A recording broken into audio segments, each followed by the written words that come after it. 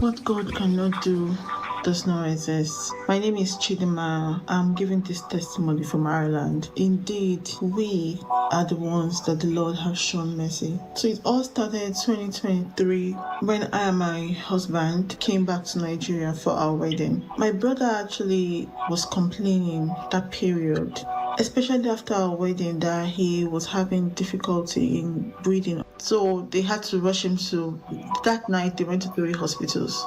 The first one, they did investigations, to another hospital, in fact, it was the third one that he was now admitted. And when he was admitted, they just nebulized him and all of that. At that point, I started discussing with some of my friends, because I'm in the medical field. I started discussing some of my friends in Nigeria. I was able to link me up with a very good pulmonologist. So the doctor requested for another x-ray because the last one he did was a long time ago. And now this was around February 2024. The x-ray showed left lung collapse. So around February 28, 2024, he did a CT scan which showed left bronchial mass. They said queried mucus plug and queried endobronchial mass. He had to do a biopsy, and the biopsy result came out showing that he has fibroepithelioma. It's a mass. He's very young. He doesn't smoke. They asked him, do you smoke? He doesn't smoke. Then where would something like this come from? So he was referred to the other hospital. So around 8th of May,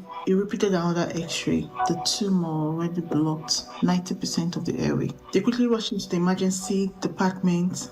They put him on a non-rebreather at first, the oxygen mask. They admitted him in the ICU. The cardiothoracic surgeon, they did a conference call with my family and myself. They said he will need an urgent MRI. It was when they did an MRI that the doctor said, oh my God, that they really need to take him for surgery immediately, that 90% of his airway is blocked by the tumor already. So the tumor already grew from where it was and grew into the main airway in the neck. He's going to have two surgeries. The first one would be to take out that tumor that is blocking the main airway first.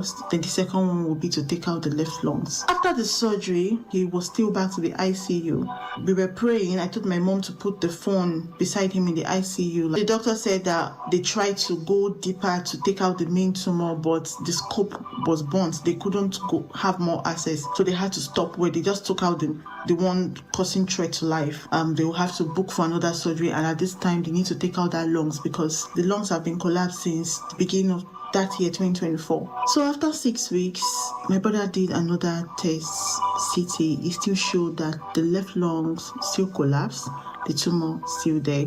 No significant change. October 2025, the consultant said that this has lingered a lot and it's almost 2 years now that lungs have been collapsed. The best thing is we will need to repeat another biopsy, at least to see what's going on, because it's been a long time. He did another biopsy and we got the worst news ever. They said it was malignant, said carcinoma, and the doctor said that they have to take out the left lungs, take out the bronchi, and they have to take it down to the carina. They have to do a sleeve, so they are going not just the lungs, they have to come down to all the connections to the left lungs, and just take everything out. And at this point, we need to be fast so that this thing does not go into the right lungs, and then there's nothing else they can do. And after the surgery, they can talk about chemotherapy.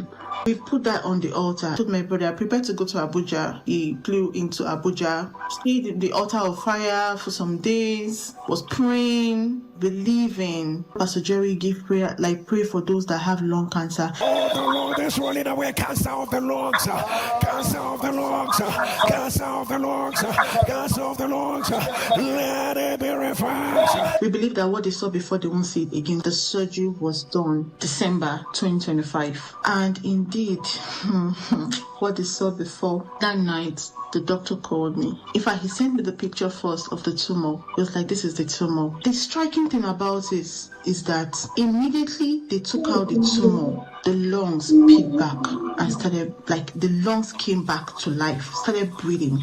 The lung inflated, was expanding, and when someone is breathing, the way the lung inflates. This is the lung that the CT said is a fibrotic tissue with scarring. Medically, that lung was already condemned. The lungs that have been collapsed for 2 whole years, a full lungs that have been collapsed for 2 whole years. After After that surgery, he did not have to stay in the ICU. He was like straight to the ward. He was not on ventilator. He was breathing by himself. Coming to the major part of the testimony, they took out that mass and they took it to the lab for investigation. Another biopsy was repeated. And what they saw before, they did not see it again. The report came out negative for malignancy. A Roy did it. No cancer. The doctor and the plan of the team is that after the surgery, that plan for chemo. But there was no need for all of that because it was negative. And my brother was discharged from the hospital. God bless you, Papa. The oil on your head will never run dry. What God cannot do does not exist. Truly, I'm the one the Lord has shown mercy. God, give me a clean bill of health. And not just that, thank God for graduating the first class in software engineering. Thank you, Papa. Take care, Miss PPD. Thank you, everyone. Somebody celebrate a Roy! Celebrate a Roy! Celebrate a Roy! If you can heal cancer, don't say anything. But if you know the healer, raise your voice and give him a loud shout. Saints of God, we dey pray.